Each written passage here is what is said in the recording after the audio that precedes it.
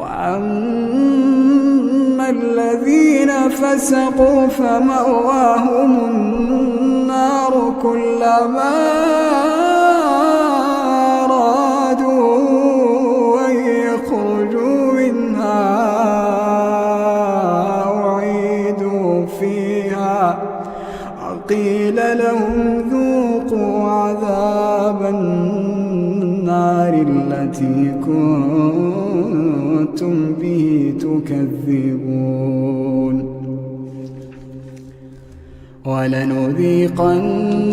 من العذاب الأدنى دون العذاب الأكبر لعلهم يرجعون